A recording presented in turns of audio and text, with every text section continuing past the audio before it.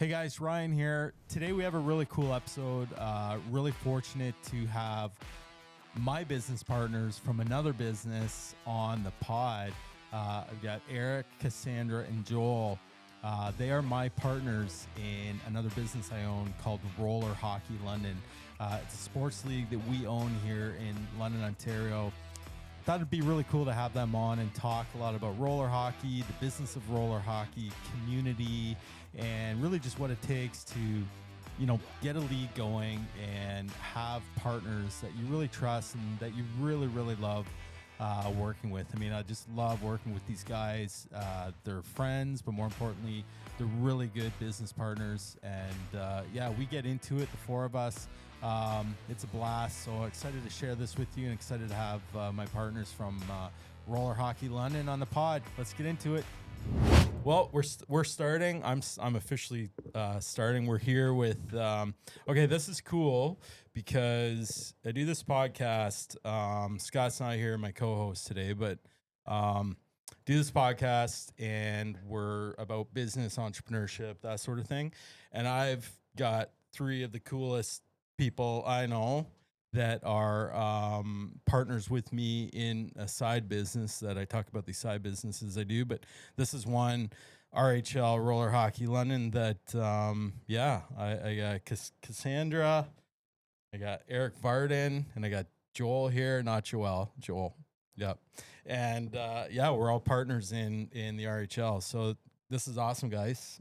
This is cool to have you guys on, and let's talk some roller hockey and drink some beer. Break it down. We got beer. Vards, you brought some beer. I did. I took a quick stop from around the world. I've got some local, obviously, a couple imports, some Italy, some Czech Republic for some storytelling too. And nice. Love that for sure. It's awesome. All the countries you've played roller in? Pretty much? A couple of them. Yeah, nice. A couple of them. Yeah. I remember the Czech beer specifically. Yeah. And I drink it all the time. Nice. So. Yeah, that's roller hockey. It gets us around the world. Cass, you've been we'll get into that. Don't you worry. All right. Anyways, no, this is great, guys. This is awesome because we're gonna get into this kind of sport of roller hockey that has been so really cool to us. The four of us have had different opportunities and entries into the sport, but we came together to start this league, Roller Hockey London. And what's this? 8 years? This is our 8th year. Officially, 7, 8 years. We had a couple of years off for reasons that we don't need to talk about. No, but we kept it going strong. So. It's good. And then, Eric, obviously, maybe we'll start with you because, I kind of, you and I know each other for a long time through hockey, like ice hockey. Yep. And I got introduced to the sport of roller hockey, which wasn't really a thing here that I knew about. No. I don't know about you. No. Joel, you did. We'll get to that. But it was kind of a thing I discovered in the States and then came back here. And I think I just was like, hey, Vards, check out this sport. And we went to Boys and Girls Club, and they had some sport court there in their gym. Yep. And just started rolling around, and I got you hooked, man. Thank God, because you come with this amazing pedigree and background of business, and it really is something that I think the sport of roller hockey needs. We've seen roller hockey as this kind of sport of fun and inclusiveness and all that, which is really great. But we need more people like you with this business background. And I think you really brought that to the sport. Why don't you talk about how you you were introduced to the sport through myself, but then B, how you really saw it as this kind of business opportunity. Can you talk? You want to talk about that? Yeah, I mean, my memory is a little bit better than yours, I think sometimes, Mr. Belzy, but 100% no, it is. Yeah, I agree. It was a bunch of years, so it was mutual Oak Ridge friends, but we had played a lot together on, I think, Sundays in what was the 30+ league for a while. Back when we were young. A little angrier maybe, but growing up as the Canadians, right? You play ice hockey. Now that I call it ice hockey, because you have roller hockey, which is a whole story on its own. True. But you had said, same with me and Ryan and a couple other guys, you got to just play the sport the way you play hockey. You should really play roller hockey, and probably like most, I why does he keep talking about roller hockey at the time? Every time I talk to him, he's talking about roller hockey. Just leave me alone. And which is relevant because now that's exactly what I do all the time to everybody that I sort of meet. But Totally. so again, everybody will talk about how they got into it, but I always had rollerblades. It was a form of travel and a way to commute when gas was expensive or didn't have a car, and people still blade around London or other cities, and that's kind of how they get to work or get groceries or whatever they need to do. And so for me, that was just what rollerblading was. I had no idea that you could play roller hockey actually like organized. I had no idea that scholarships existed. I had no idea that there was this backstory of these leagues now of friends of ours that played in in California and on ESPN, back in the day, and like all of this stuff. Had no idea. Had no idea. And so getting into it as somebody who now has kids, but also at the time it was just like there's this weird, again, everybody will talk about it in their own way, but there's this weird, like, strange attraction to the puck and the heat and the way that the game sits up. And I just, I fell in love with what I don't see as much in ice hockey anymore, about the freedom, the creativity, the openness, and the strategy. The strategy has, to me, gone. I see it in the World Juniors recently. Not to put that down by any means. It's amazing to watch. Yeah. It's just different. It's just a different game, and so maybe it's getting older and a bit old school. But that's what I loved about it and love about it. And so thank you for that. But that's what kind of got me hooked, and I think at some point we could talk about the fact that roller sort of dried up in London for a while, but for a good period of time, it was, again, learning the backstory of it was massive, and the amount of leagues, not just in London, Kitchener and others, but it sort of dwindled up for a while and dried up, unfortunately, and we were lucky enough to sort of bring that back. And if there's a lot of good things that came out of COVID, one of them was kids on rollerblades and coming back, and so that lagged a few years, and now we're seeing that in our numbers and registration and all that kind of stuff. But I'll tell you, there aren't many people that when they try roller have that same feeling, and that's obviously why we're here, and that's what it's all about. But that's what got me hooked. Yeah, man, that's awesome. Thanks for sharing, because like that, obviously we've been friends for a long time, but we've never had the opportunity to sit down and kind of talk about this, and I've never like really asked you these things. So it's actually cool. You talk about creativity and all these really great things. Joel, you run for our league, which is Roller Hockey London for our listeners. We run out of Carling Arena the last season, this season, and I mean, we run from ages 6U all the way up to like 18U and adult, and then we also have what we call like Learn to Roll, the academy. Joel, you're very engaged and a big part of actually our younger age groups, right? And you came on and just really took it to another level. What do you see about like the game, and as Eric was talking about, like creativity, and maybe share with our audience, like what are the rules of roller hockey? Like what are we talking about when we talk about roller hockey? When Eric's talking about creativity? And don't forget, like, tell us how you got into this, because exactly, like others, is you actually grew up playing the sport, and so don't forget that part. Yeah, sure. I can start there, and we can kind of build on that. But when I was a kid, I was again on rollerblades. Like we had Mighty Ducks too. Like they're in the mall, going through the mall with the blades. There was another movie called I think it was Airborne. Yeah. When they were like racing down, like we just lived on our blades, right? Nice. And I grew up in Mississauga, and there was a roller hockey league. And I had been playing hockey, and one summer it was like, do you want to try roller? And I was hooked ever since. Really? And again, in certain areas, we see that like roller kind of has some highs and lows, and it kind of stopped when I was like in my late teens. So I kind of packed it in, and my buddies, we all stopped playing. But when I came back to London here, my family moved here 8 years ago. I think my son Liam was like 5 years old, and I saw like, Roller Hockey London on Right. on social media. I'm like, no way. Now I have a kid that could play roller. So the marketing worked a bit. Yeah, and the marketing That worked. year. And I remember I signed him up, and then there's on the registration there's like, would you be interested in coaching? And I'm like, you know what? Yeah, I probably would. Yeah. Not too crazy about coaching hockey like ice, but I click yes, and then. A few weeks later, Eric messaged me. He's like, "Hey, congratulations! You're the head coach for the Learn to Roll program." That's how we do it. And I'm like, I better go dust off my old blades and change my bearings here. Just try and say no to us. Yeah. But then, sorry to backtrack, but my dad was actually in sporting goods. He was a sales rep. You were talking about this the other day. Can you, tell us a little bit about this. My dad was a sales rep for like representing a lot of different sporting good brands, but one was Mission.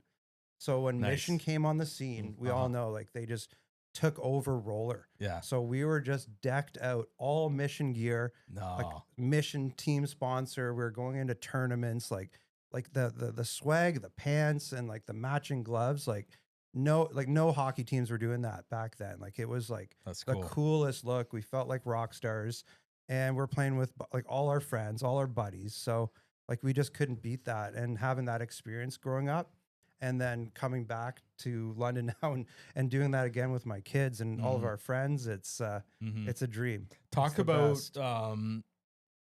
like what is roller hockey? Like what are the rules? Like what's the draw to it that lends to this creativity, this creativeness? And specifically for the youth, I'm finding they're just getting so much more time with the puck.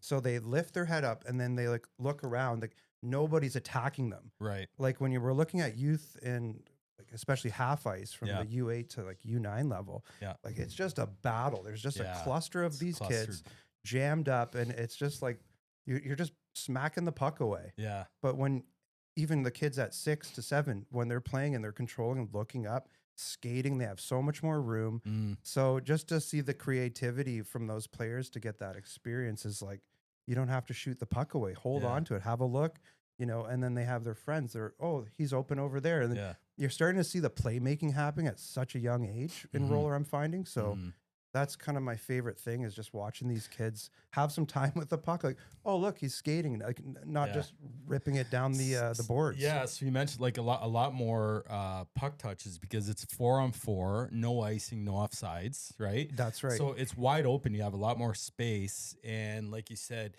it allows players of all ages, but especially young kids, to lift their head up. It gives them a little bit more time to really think through. And be creative, right? Without having like absolutely 3 players on top of them every time you touch the puck. So. That's right. I took a screenshot. I think I shared this with you guys last year. Maybe it was a year before at Michigan State for a conference. It was the Coaches Site conference, which brings together the biggest coaches across hockey. So this was a USA Hockey study. Okay. And it said a higher level player averages about 1 minute and 6 seconds of time with the puck in a game. For players, that number is even lower, right? For other players, sorry. So it talked about what this study went and how to maximize practices solely with one goal, which is time of the puck on the stick. So you kind of breezed by it, Joel, but the main thing we didn't mention is that it's played on a sport court. I actually had to talk with some guys last night before the storm driving home. But like, what is it about? Do you play on concrete again? Nobody has any idea, but we play on the sport court, and it's sticky, right? And so when you're trying to keep possession, you have no choice but to grasp it with your stick, and you can't push it ahead as much. You really got to watch it. And so that puck control, to your point, is it's not just extra seconds, it's extra minutes of every period in every game. And that when you see the enhancements of kids that were decent hockey players turning into unbelievable hockey players within a season, forget the skating. It's all about that time to puck. So really good point, but just interesting study to share. That's awesome. Cass, coming to you. Hey, you ready? You're ready. So one thing about roller hockey that, we've all experienced, I mean, Joel, you talked about it, Vards talked about it a little bit with the beer and that sort of thing, is this really cool way that roller hockey gives experiences like around the world, right? We see everyone from, I mean, Africa to France to all over North America playing roller hockey. And the reason is because you don't need an ice hockey rink around every corner like we have here in London, Ontario. You can play, I mean, as Eric said, play on sport court, but I mean, you can play on concrete, which isn't great, but whatever. If you're going to play roller hockey, you got concrete, it's pad of very concrete. I grew up playing on Super concrete. accessible. That's all we had when Is we that right? started. Yeah. I don't think I played on 1 year. There was a sport court. Right. I loved it on concrete. Like it was. So there you go. So was barriers to amazing. entry are really low. You don't have to pay $200 an hour for friggin', ice or whatever, right? Ice, yeah. And one thing that and Cass, will kind of introduce you is like this this female hockey roller hockey player who's played around the world. You're our goalie for our women's national team. You play in about friggin' 200 leagues. I don't know how you do it. And coaches. And coach. But you've had some cool experiences, eh? Like with roller hockey. I mean, you've played all around the world. I've been fortunate. Yeah. Yeah. I've played for our women's national team for a few world championships and things. Mhm. So, Argentina, Italy a couple times now. And so, yeah, That's awesome. meeting, different teams from around the world and seeing, the equipment they have compared to kind of what we are exposed to is night and day. So when we go overseas, we often bring extra gear and, just gift it to these other countries because, they have shin pads that are like duct taped together or like rollerblades that are like literally duct taped and missing pieces and things. So they are so grateful and thankful for, whatever we can give them and things. That's so cool. Whereas we have basements full of stuff. I know, just right? sitting Yeah. there, Yeah, right? you're right. So Yeah. I often leave like, world championships is usually every 2 years. So by then, like my chest protectors, I'm ready for a new one and sticks and stuff. So I usually just leave my chest protector. And it helps because like my bag is so much lighter on the way back. Yeah. So, cheaper play. so gloves, chest protector, it's usually time for a new one anyway. So, That's awesome. so it's crazy just to see what they just love the sport. They just want to play. They don't care what, their equipment looks like. It's all for the love of the game. So, yeah. Well, I have to ask Cassandra a question. Yeah. Go ahead. That's Hopefully what we're here for. hopefully she'll talk a little bit about it. But what people don't understand, if you come to curling any night of the week or sometimes on Sundays, and depending on where numbers go, that could be every day of the week. You're there, right? You're the face. Obviously, Cam is there, grinding with us too. But you're there usually just dealing with parents, dealing with problems, dealing with opportunities, and making it a fantastic experience. But you, like us, I think you started in ice hockey. You had a scholarship, you had opportunities, and we don't need to get into the weeds of it. But you transitioned from that. You still play ice, and we don't need to downplay. We're here to talk about roller hockey, but for those young families, girls, boys, whatever. I mean, give us your spin on like why it matters and as a coach too, like what can a family expect? What do you hope for them to see based on the conversations you have and some of the questions? That's a great question, man. Take us a little bit on behind the scenes on love that. why what you saw and how you transitioned, but what people should think about roller hockey. Right off the start, if we had roller all year round, I would give up ice hockey in a heartbeat. Wow. And I've been playing ice since like the age of 3. I love ice hockey. As you mentioned, I played 12, 15 times a week.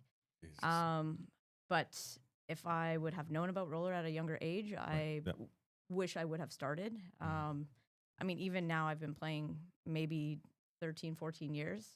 And even just in those, that time there, I've seen my ice game improve quite a bit. Awesome. And that's just, as a goalie's, standpoint, your lateral movements, your gloves, the vision, puck control, rebound control, all that, just little improvements here and there. But I find that roller has really benefited myself and has really helped with my transition from ice to roller and whatnot. It's cool. But as, yeah, there's just so much to the game.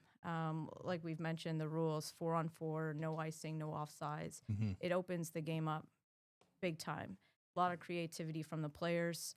It's a lot of fun. You know, smaller rosters. Right. A lot of puck and puck touches, like Joel has mentioned, Mhm. and so you get to see that. And as a goalie, you get to feel the puck a lot more too. A lot of backdoor, a lot of 2-on-1s, 3-on-1. So if you want to improve, you're getting a lot more shots too. Mhm. Well, with no icing, no offsides, I mean, there's a ton of action. Absolutely. Right? It's like just end to end Yeah. freaking excitement. So as a goalie, and I'll say this, I tried playing goalie in one game a couple years ago. I don't know if you guys were there. Hopefully not. But don't holy remember. shit! I think you played for me.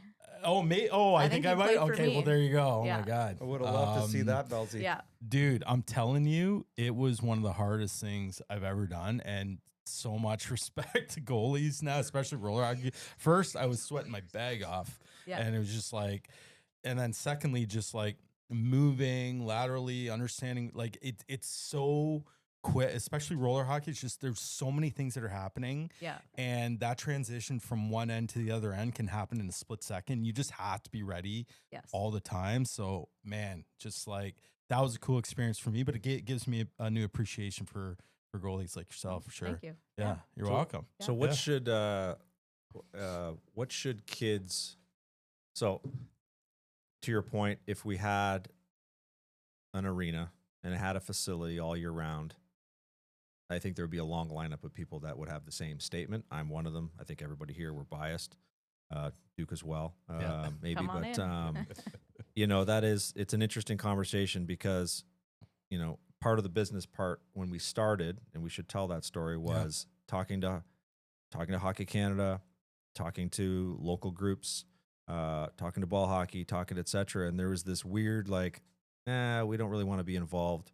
And I, as a newbie, I'm like, why doesn't everybody want to be involved with roller hockey in some way? And it was a few of our original roller guys who were like, because they know when they come and play roller hockey, they won't do anything else. I'm like, come on, that can't be true.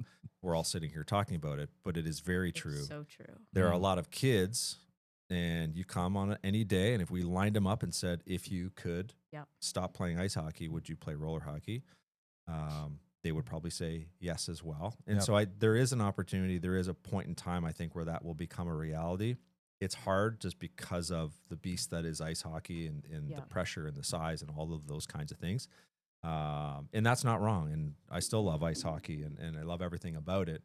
But there's always an opportunity for new sports, whether it's box lacrosse, whether it's, football, whether it's sand soccer, whether it's whatever. There's room. And so that's just sort of a point in time. But for now, it is and should be a complement to their ice hockey career. It should be a complement to their training. And as I'm pulling up ChatGPT on the list of the Connor McDavid's, obviously Bedard, Patrick Kane, Troy Terry, Mr. Sheffer, recently, who to me is like, I will watch hockey again just to watch him. The fact that he's a defenseman, like this, wild. And he touts these all of these. Eichel and Johnny Gaudreau, unfortunately, and Dylan Larkin, Jason, there's a long list of fantastic humans and hockey players that it's either rollerblading or specifically roller hockey. And Bedard probably is the biggest and most recent who plays in all the tournaments that we play in. Patty Maroon still will play it. I sat there in Michigan in the summer and I'm chatting with this lady and she's super nice and she had two of her nephews running around. I'm like, oh, so you grew up playing in the rink? She's like, yeah, my whole life. And she's like, my son he's played roller hockey his whole life and he's done well. I'm like, okay, where did he play? Well, he's played in the NHL, et cetera, and so on and so forth. And I'm like, okay. And it ended up being Pat Maroon's mom. And, really? His awesome. his nephew plays and he's, 7. He was playing with us and running around. Like you see the maroon on the back and that's super cool. Augie. Augie Maroon. There it is. Yeah. What Best a name. Best That's- name. that But is the just best. like you're sitting there having and we had an awesome conversation about roller hockey. That's cool. And so there are a long list. And the point of the question is that it should be a compliment. And that's the way that Pat has always seen it. But I can't speak for him. I never spoke to him proper. But I think it's because it's great shape. You can lose weight. Obviously, it's hot. We can talk about how hot it is. Well, Cass will talk about how hot it is as a goalie. But as a complement, a safe complement, less concussions, 4-on-4, no body contact, even though the pro league is, there's a lot of rubbing in the racing. But maybe just Cass for you again, because I think you see it more often, or Joel too.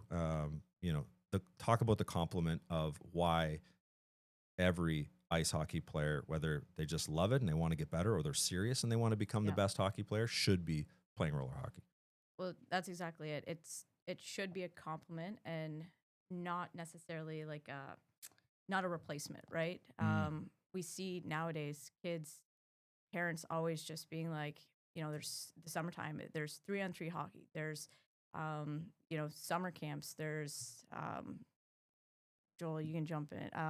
It's all the kinds of it's like just the combines spring and- the hockey. spring That's hockey. just like That's what I was going pump for. the brakes on the ice Right? hockey in It's the summer. hockey, That's one thing we got to talk 24/7, about. Yeah, 365 days a year, right? And it's roller hockey is not supposed to be a replacement; it's a complement, right? So, you're seeing there's less injuries, the mental break of it too, and we've talked about it already. There's all kinds of benefits to roller hockey. I mean, you want a well-rounded athlete. You can go play baseball, go play basketball, go play any other sport too. But roller hockey can complement your ice hockey game in almost every aspect: the creativity, the vision, puck control, puck touches, your skating ability. I don't know how many parents come back and they're like, ice hockey, that's the first thing coaches notice is their skating ability and their hands, right? So there's all kinds of things that roller hockey is a true benefit when you go back to ice hockey. Now we should say the first time, same thing. We've all been playing hockey since we were 2, 3, whatever. And I remember the first time I went from roller hockey to ice hockey, and I tell my wife this, my son, I feel more comfortable on ice skates than I do walking sometimes, just because it feels comfortable. It was like I had never put on a pair of ice hockey skates in my entire life. So there is some transition. There's a transition period, right? And I say that because sometimes they're like, oh, but this is going to screw up the skating, et cetera. I'm like, for the first 5 minutes on the ice, you have to figure things out. And I'll just say this because one of the things was you're going to see a difference in your ice hockey. And this was what Belzy said 10 years ago or whatever. I'm like, okay. And what else is going to change? Till this day, I still can't believe the difference in the puck and the hand-eye coordination, et cetera, even at my old age. I also would have wished I would have complemented it back when summer hockey and stuff didn't exist and other sports did. And I know that's a message and a consistent theme in most of the NHL players and even NHL PA, et cetera, is we need other things. We need other things to give these kids that are a complement, but they aren't taking them away from the game, because that's, I think, what everybody's scared about. So, absolutely. What else? I guess we're on the chain of what else to think about with roller hockey. Well, but that's part of it. Right? And the thing that now hold on, because Ryan, you played in college, so you should talk about. Cass got to talk about her career. I don't have one. I was already washed up. Joel can get into his, but you know, there are a lot of people that have played the game in Europe and in other parts of the world. You guys played in college, which I think is interesting to talk about. But give us your background, but also I think there is some awareness on what roller hockey means globally, and then the opportunities. And you guys have had them, so let's get. I mean, I'll kind of go through my quick little spiel here. I mean, I played junior hockey. I was never that great. I had an opportunity to play Division III ice hockey, which was cool, right, in New York. But like I was like a fourth line grinder. Like I had the opportunity, but it was nothing special. My parents were like, get your education, because you're definitely not going anywhere after college for ice hockey. So, and lo and behold, I mean, I discovered roller hockey at my school, and I'm like, this is a thing. And I had the opportunity to play both sports. So when I was there, kind of in my senior year, I retained my scholarship, but then also played roller hockey. And I'm just like, fuck, I'm just going to go out and, it'll be fun. My first game was against Penn State. And then my second game was against University of Michigan it's like NCAA roller hockey. I'm like, this is cool, man. And the other thing too that I've been thinking about as we were talking is that, Eric, you're talking about supplementing ice hockey and how that does really well, which I definitely does 100%.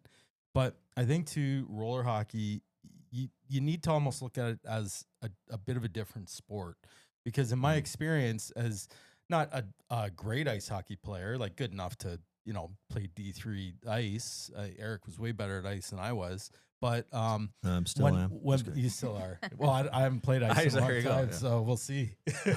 But yeah, and with roller, I excelled, and I think it was interesting because it just lent better to my game, my situational awareness. I never had a strong ice hockey game IQ, so I was just a grinder, whatever. But roller hockey kind of gave me the opportunity to have those extra couple seconds and not be bombarded where I had to think really quick. So it just kind of became this like aha moment of like, oh, this is, I'm playing hockey on wheels, but it really is a different philosophy. It's a different sport altogether. And I really excelled at roller hockey. And I got some amazing opportunities to play with Team Canada, to play pro in Buffalo. And it just really was because it was just a different game, and it just allowed. So there's a lot of opportunity that roller hockey gives ice hockey players. You don't have to be a AAA ice hockey player. You could be a single A, you could be a house leaguer, and you find roller hockey and you can excel at this. We see it all the time. I see it in the youth leagues. We're having kids that are just great hockey players, A, AA, AAA. There's kids in the A and AA loops that excel. They're better than the AAA ice hockey players. Yeah. We see it all the time. And I'm watching them at roller. They didn't make their AAA team, but they're flying by the AAA kids. Like, how cool is that for that kid to be lighting up these kids that play at a higher level, and he's the star at roller hockey, right? So, and then the opportunities with like Team Ontario, with State Wars and these cool tournaments. You get to go down south, maybe to California or Florida. We're looking at having our own tournament here in London. So yeah, there's all these opportunities that in a way could give a kid or a player, whatever, this kind of like second life if in hockey, if maybe they're discouraged in ice hockey and they find roller hockey and they're like, oh wow, like I can go to California to go to a tournament. Cool. We know like these tournaments, NARC, State Wars, like they're awesome, man. That's where roller, that's where you once you go to one of these tournaments, like you are hooked. And speaking about like the youth doing all these spring hockey tournaments, the first year I got reeled in, we did 6 spring hockey tournaments. Okay. 6. That's 3 years pretty standard. Okay. And throughout Toronto, all across America and everywhere. Yeah. But then after like the third one, I'm like, what are we doing? Like it's the same thing every tournament. You're playing against all the same kids on a different team or with them. It's and then you go to one of these major events, and I don't remember any spring hockey from my like 2 years ago. I remember every second of being at State Wars.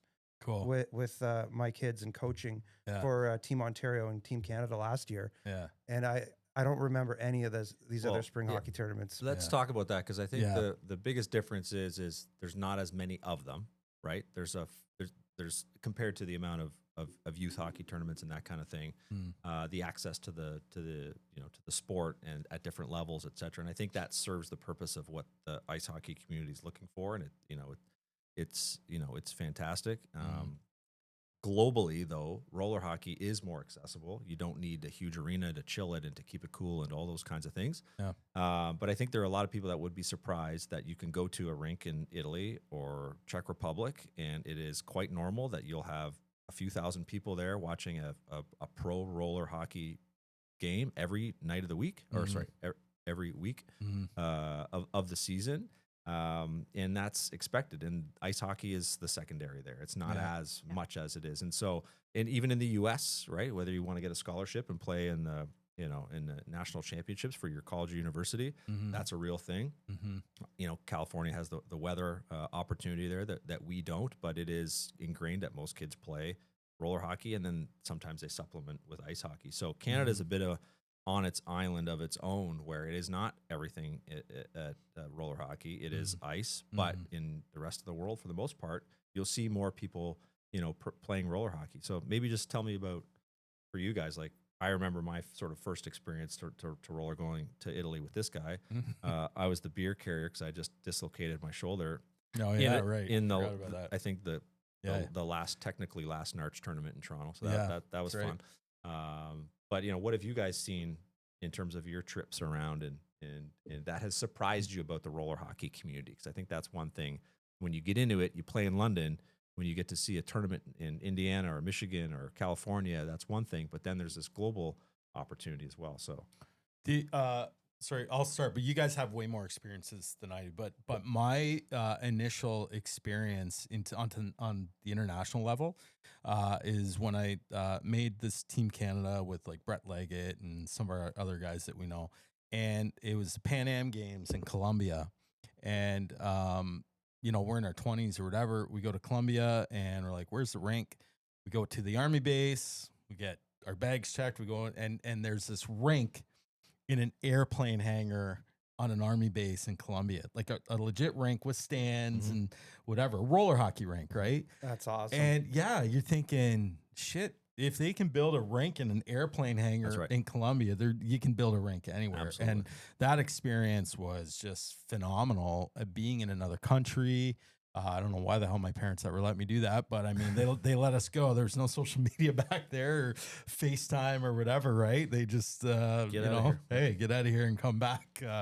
Bogota was having their issues back then, but I mean, that was my really cool experience. And talk about like something that's just so unique that you didn't even know would exist, But Cass, you've had some cool experiences. Yeah. Your voice went up. Your voice went up. My Some voice. not so cool experiences too, I'm sure. Come on, you've been in. You've been Losing your places. hockey bag on the way to a tournament. Yeah. Oh, multiple times. I don't know that I've ever gotten to a destination without losing my hockey bag. No, I think that like after every international tournament, they always have like a party for all the international teams and things, which is really cool because you get to, it's like a meet and greet, I guess, after the tournament's done, and you get to hang out with all the different players and kind of talk with them, but just just playing on the different floors and much better than our floor, but for now, for now. Just the sights, some really cool, like being in the Alps and going for walks with the teams and stuff.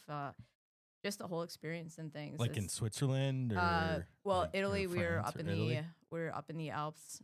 Argentina was super nice. Actually, it was just before the World Cup, so like it was like it was crazy. And like they've got these arenas in like the mountains and shit. Like that's crazy. Yeah, and then they have like practice facilities.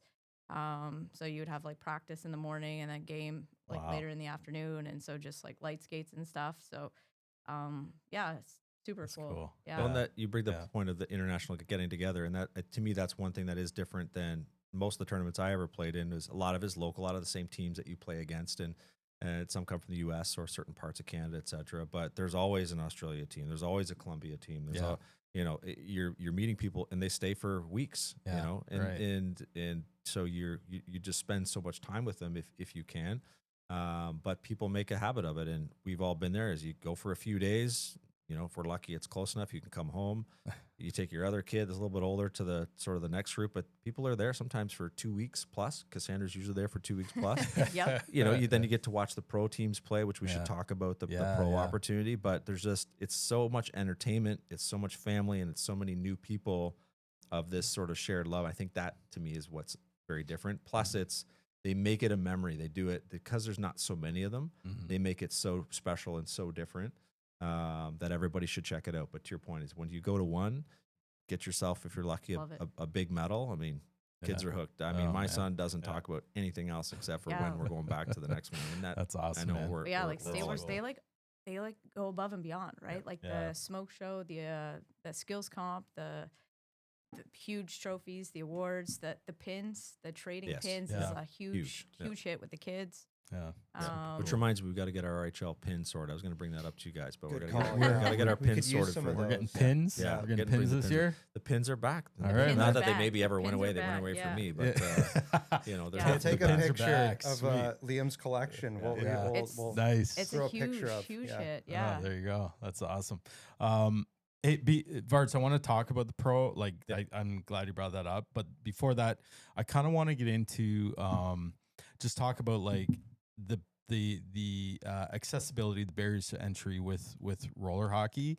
I know last year or 2 years ago, I can't remember what year, but we had a mom basically in tears saying that like she was never able to afford her son playing hockey, ice hockey, but she discovered roller hockey and it was like 1/10 of the cost.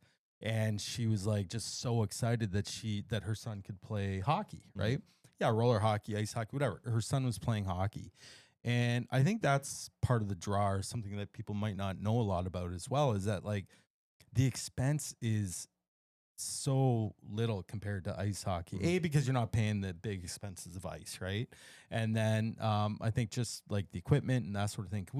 Can we talk about that? Do you guys have anything to share about that? Maybe Joel, because you're like really involved in the youth. You see a lot of these families coming out, right? I get those questions a lot. Like, Yeah. what do we need for our kid? Yeah. And I said, like, they play hockey, so they have everything. Mhm. You're going to need a girdle and a pair of inline skates. There's so many more options now too. Every sports store, hockey store sells a pair of youth inline skates for under 200, 300 tops. Right. Yeah. So like when you're Yeah. talking about skates, like Yep. you're going to be picking up spending a few $100 Yeah. and maybe a girdle if you want.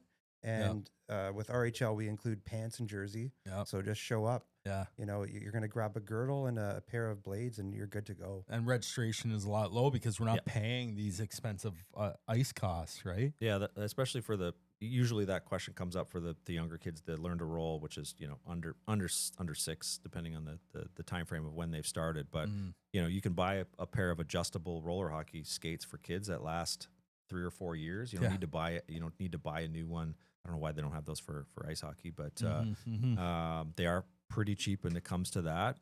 But we've had people show up, and I mean it's less than $200 from a registration perspective to get into the learn to roll. Yeah. But I think it's the value part. Like you have so much more time with the puck. We have a lot of people, a lot of volunteers that are out helping. We're not following a practicum, so to speak. So we're always trying to do something a little bit different. It's less about the scrimmage right away and more about just trying to get out there. But I think for a lot of people, sometimes it's whatever they have. Like if you have a helmet, you need one for us to lend one, or we have extra equipment, or whatever the case may be. There's not as much emphasis on you have to have everything brand new. It has to be top line. That just get out there and have some fun and let them sort of try it. Usually, if they really like it and the kid's confident and they want to play. But to me as a parent too, it's like then you want to justify the investment and the cost. So I think we're in line with a lot of those types of sports that have less stuff you kind of need. We're also seasonal, right? We only go from April till July, which is probably important mid-July because we shut down for this usually this big tournament. Yeah. But it's a lot of time on the floor, it's a lot of time with the puck, and I think that's the value of it is they see a difference in their kids. We see a difference from a kid who's never skated, never played hockey, who's 6 or 7 years old, can't skate first day. 2 weeks later, 3 weeks in, end of the season, they're doing fantastic. Yeah. That's hard to do on ice hockey. Yeah, like it really is. Yeah, you're right. So I want to get to the pro thing. So ice hockey, you've got this, this kind of idea, this vertical integration. You get your kid into ice with aspirations to play in the NHL one day. Perhaps, I don't know. Maybe I think a lot of parents think that. Yeah, I think most people have a in the goal, right? NHL, yeah. Yep. And which is great. Hey, that's awesome. Yeah. Small percentage will eventually get there. But in roller hockey, we do have like our NHL, like our pro, like there are pro leagues, as you mentioned, Vards, in roller hockey, right? And it's super cool because these guys are so good. They're like, if you see a pro game, it is just something else that and And I know some of these pro guys, and they didn't really grow up playing. Like one of the guys on Black Ice, he grew up playing soccer. He found roller hockey at a later age. Now he's playing pro. He's one of the best in the world. And you've got these pro leagues overseas in France and Czech, and they're just thriving, man. They got like thousands of people. What is your guys' thought on kind of the pro roller? Are we going to see more of it? The pro beach thing.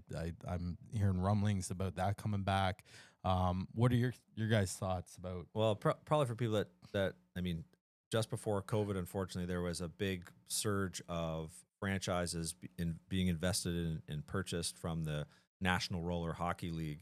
I think they were up to close to 10 or something like that. Right. Unfortunately, that took a bit of a hit. But to your point, is like most people discount it in North America because like, where am I going to go once I'm done college, or where am I going to go once I'm, done high school, et cetera. There really wasn't a lot of options. And so I think that still is within the plans, and they're trying to make that, but it almost has been usurped by the professional tours that come in the big tournaments, right? With NARCH and State Wars and tours and a few others. Yeah. And so to me, that's a successful thing. You have real teams playing for real money that get matched by real sponsors.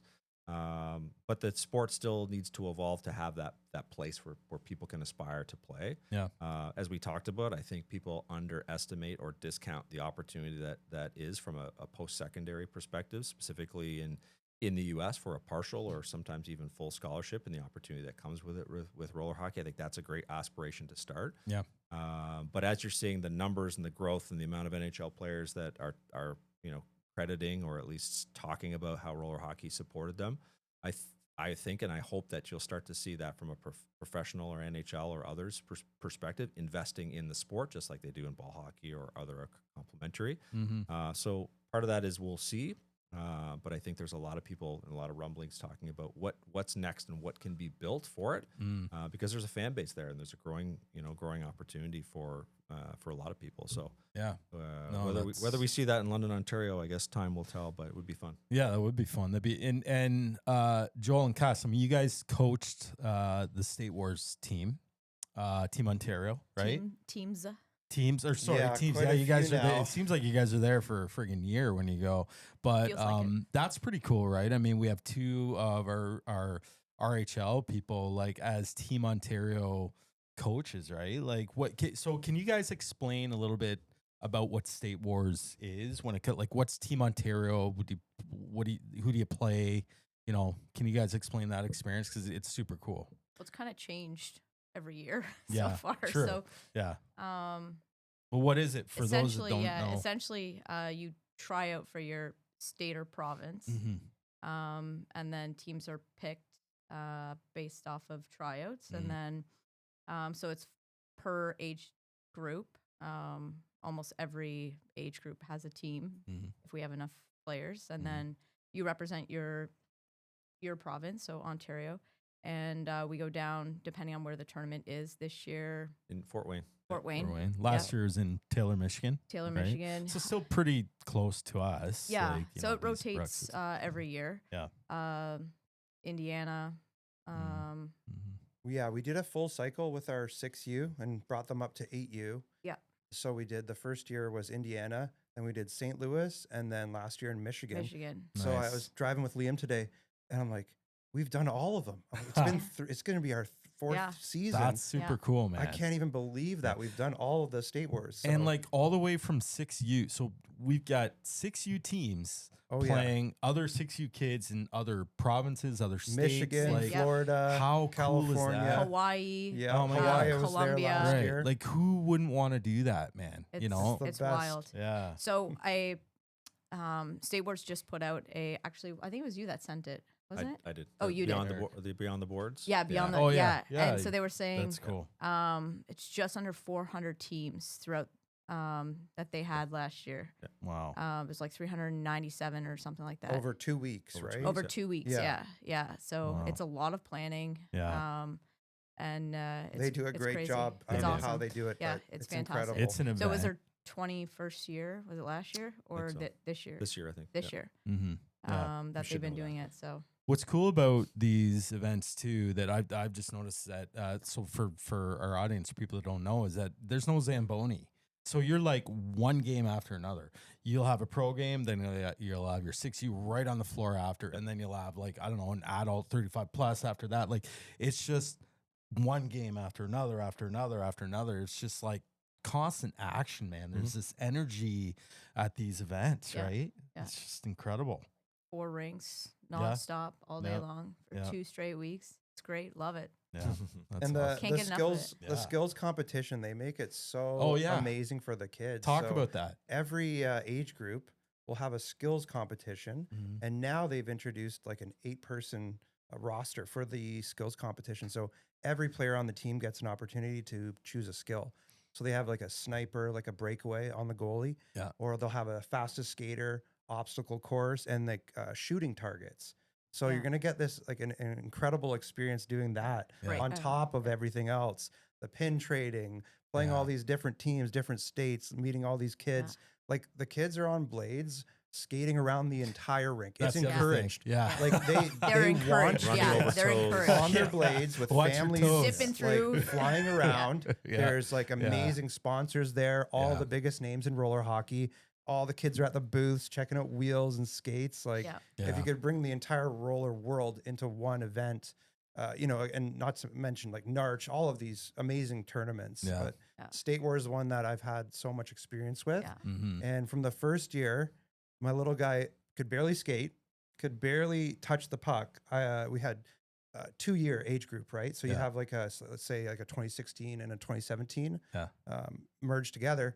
And I swear he didn't touch the puck. Then the next year he goes, and then we won like the AA championship, won the gold, the big cup. And that year he got like Team World. So he went from like, he couldn't skate, couldn't touch the puck. And then the next year just like excelled. But that's what we're talking about, right? It's a different sport that can lend well to different players at different times in their life, right? So in a nice break, if you can get out to Narch and play in California in January. Oh, that's on the list. I mean, that's totally on the list. Not in the budget for me, but we're getting calls. We're making connections with friends in California, and they're constantly asking like, Joel, can you come out? Can you bring a team to California? Nice. And I'm like, yes, but we got some other things to work out first. Like we commit to State Wars, but Narch is on the list. Absolutely. To go to California. We should say too, because Liam was part of the which originally still called the National Development Program, was really only exclusively to U.S. teams for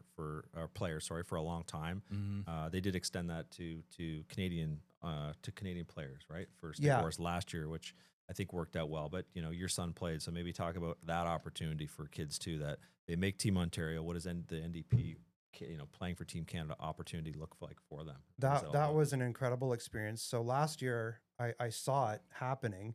And I was kind of asking Tim, I'm like, when Tim McManus, the owner of State Wars, when are you going to get a Team Canada, And then sure enough, the next year, there's a Team Canada. Nice. There's a very small community all over the world, but my name came up for the team along with Kiefer Smiley in Alberta to coach.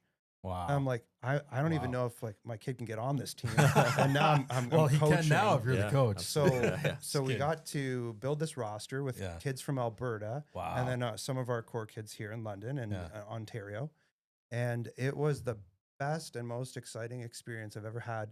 Period. In ice hockey or roller, it was just the most insane thing you can imagine. Playing USA, we're Team Canada. Like. We play with heart. We play with grit. Like we're getting these kids pumped up in the locker room, and they're just like it was good. It was good hockey. Unreal. It was so much fun to watch. And my son's a little bit younger than, and he was the one that learning to skate and didn't touch the puck much. So hopefully he does better this year and had a ton of fun. But we just sat and we're just watching these games, and so cool, man. It was it was great. There's a ton of entertainment to your point. It felt like there was hundreds of people in there watching. I think there was hundreds. Probably was. I mean, like it was incredible intense. to see these young kids just like wheel around, right, and just kill it. I know we're getting tight on time. We could probably talk here for 10 hours, but so for the RHL, for our league, Roller Hockey London. Obviously near and dear to our hearts, like 4 of us. Things we have coming up for this season, right? Mhm. So for those that don't know, our season starts in April, goes till like July, but we're looking at maybe August with the tournament or something. We'll see. The City of London, they've been amazing. They literally hand us over. It was Argyle, but that was a little bit east, so we went a little bit more central to Carling now, which is good. We've got sport courts, so we don't play on cement, which is really important, as Eric was talking about earlier, right? It's sticky, it grips, like it gives you that true roller hockey experience. Some other things that we've been talking about for this season, hopefully, is we're working on it. I mean, we're plugging away and planning Ironman, perhaps Ironman tournaments. Can you guys talk about what that is like? Yeah, the Development Academy too on Sunday. Yeah, I think is a big one. So we could touch on that too, Joel. I know you're focused on that, and an opportunity not just to do the skills and drills, but also to scrimmage and have some of the players that want more ice time be able to play in a game, and so they can learn the game, because the game of roller is different. We probably should harp on it too much, but yeah, you can just jump out there and play ice hockey on rollerblades, but there is a strategy to it. It's a lot more of a mix of say the possession strategies of basketball kind of mixed with hockey on wheels. Yeah. But I think the Development Academy is a big one, but probably should say there's 400-ish families every year that usually sign up with us. It's pretty extensive outside of adults and some of the opportunities, but there's more people coming from a wider net, and I think Development Academy is a big part of that. So maybe with that, Joel. Yeah, no, when I started, I just recognized that we needed more time on the floor for the youth.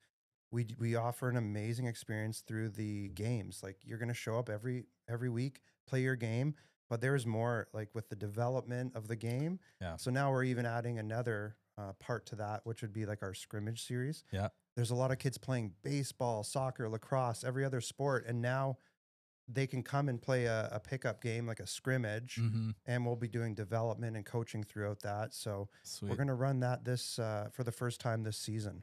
That's odd. Yeah, that'll be exciting. And then we've got some learn to rolls that we usually start with, at the beginning of the season, where really it's just kind of like a really great community connector, where we just invite everyone and their friggin' grandmother to come out and just learn to roll, right? It doesn't necessarily have to be roller hockey. I mean, bring your blades and just, get out there. We'll teach how to roll around. It's so much fun. I don't know if we can do that this year, because I think North London is still under construction. Oh, they are? Yeah. Oh, That's shit. why we couldn't do our adult league this winter. We Maybe should check we'll on do that. it. Yeah. We'll check on that. But I don't know. Maybe we'll do it outside in the parking lot or We could something. do that. Yeah, if it's not too snowy. There you go. Water and rollerblade wheels don't No, mix, well, man. that's the Story. other thing too. No, that's danger. Yeah. Danger. Yeah, and then I know we've been talking about doing a tournament for years. Maybe this is the year.